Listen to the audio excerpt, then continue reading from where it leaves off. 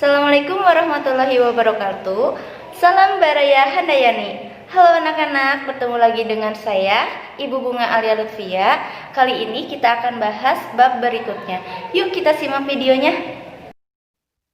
Setelah kita mempelajari metabolisme, kali ini kita akan membahas bab 3, yaitu substansi genetika. Nah, yang pertama kita bahas tentang hubungan antara kromosom, gen, dan DNA. Nah, pada saat kelas 11 kemarin, kalian sudah mempelajari tentang sel. Ya, salah satunya itu organel sel.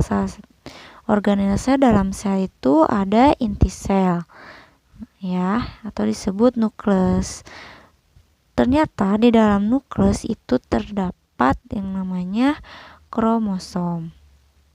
Nah, di dalam kromosom ternyata terdapat beribu-ribu gen yang di dalamnya juga ada DNA. Kemudian kita bahas tentang struktur kromosom. Nah, perhatikan gambar berikut. Nah, nomor 1 itu ujung kromosom yang biasa disebut telomer. Yang kedua yaitu cairan kromosom atau disebut matriks. Dan yang ketiga yang bulat itu disebut sentromer. Yang keempat yaitu lengan kromosom. Yang kelima yaitu kromonema. Dan ternyata di dalam kromonema itu terdapat yang namanya lokus atau tempat gen. Nah, kemudian kita bahas tipe-tipe kromosom.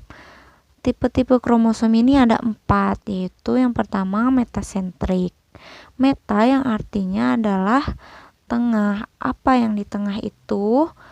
Sentromer. Jadi letak sentromer itu di tengah-tengah sehingga si kromosom tersebut berbentuk huruf pi, seperti huruf pi. Kemudian yang kedua itu akrosentrik.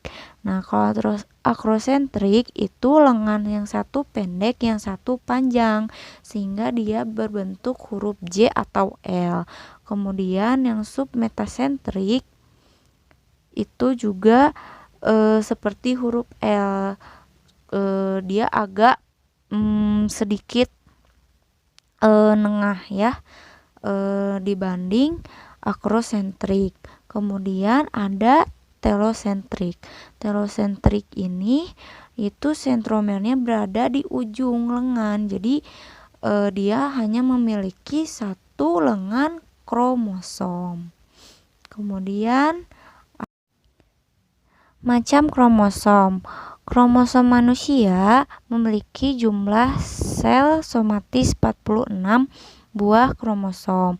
Nah, ada yang membedakannya nih kalau antara wanita dan pria. Kalau wanita itu 44 AA XX, sedangkan pria 44 AA XY. Nah, apa yang dimaksud dengan AA? AA itu autosom kromosom tubuh, sedangkan XX atau XY yaitu kromosom seks atau gonosom. Jadi tadi kan dikatakan kromosom manusia itu memiliki 46 kromosom. Jadi 44-nya itu 44 autosom dan 2-nya itu 2 kromosom seks. Kromosom seksnya itu kalau wanita XX, kalau pria XY. Selanjutnya itu gen. Apa itu gen? Gen adalah unit terkecil dari materi genetik. Nah, kemudian terdiri dari DNA yang terpintal oleh protein histonnya seperti ini, seperti gambar berikut. Kemudian gen itu, jadi satu gen itu mengendalikan satu sifat hereditas, maka gen dapat diwariskan dari generasi ke generasi, tersusun dari DNA. Nah, setiap gen itu menempati lokus pada kromosom. Jadi tadi ya, kromosom itu dalamnya ada gen. Nah, di gen itu adanya lokus-lokus. Nah, perhatikan gambar berikut seperti ini. Nah, jadi di dalam kromosom itu terdapat gen-gen. Nah, yang hitam itu adalah lokus, yaitu tempat menempelnya gen pada kromosom. Nah, di dalam gen itu terdapat DNA. Kemudian alel. Apa itu alel? Alel itu pasangan gen yang terdapat pada kromosom homolog yang menunjukkan sifat alternatif sesamanya. Perhatikan gambar berikut. Nah, di sini ada pasangan alel dalam kromosom. Di sini ada kromosom yang memiliki gen A besar dengan B besar. Nah, kromosom homolognya itu A kecil dengan B kecil. Nah, jadi kromosom dengan gen A besar B besar pasangannya itu kromosom homolognya A kecil B kecil. Selanjutnya ya, dijelasnya lagi, kalian perhatikan gambar berikut. Nah, di sini ada pasangan gen dalam kromosom homolog suatu individu disebut genotip. Nah, apa itu genotip? Genotip itu seperti P besar P besar, A kecil B besar B kecil. Kalau tadi ada A besar B besar, A kecil B kecil.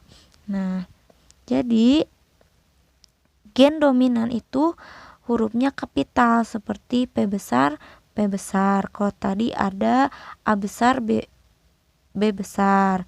Kemudian gen resesif yaitu hurufnya kecil seperti A kecil A kecil.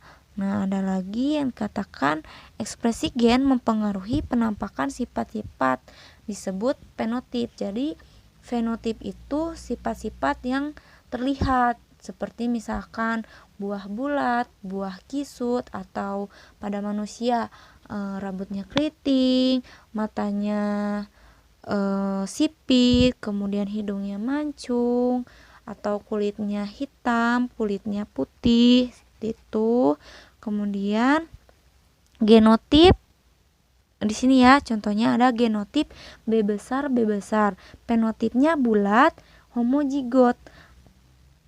Homozigot itu bentuk dari gen yang sama pada pasangan kromosom homolog.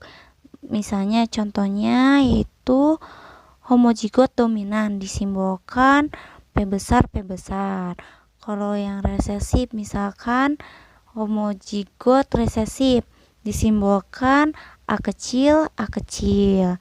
Nah, ada lagi nih genotip B besar B kecil. Fenotipnya bulat. Kenapa bulat? Karena ada yang dominan yaitu B besar. Disebutnya heterozigot. Nah, kalau heterozigot yaitu yang mempunyai pasangannya yang tidak sama, ya, alelnya tidak sama. Ada B besar, ada B kecil. Jadi ada campuran, ada B besar, B kecil. Nah, ada genotip B kecil, fenotipnya lonjong. Kenapa lonjong? Karena tidak ada yang dominan, resesif. Semuanya kecil. Semuanya kecil berarti homozigot.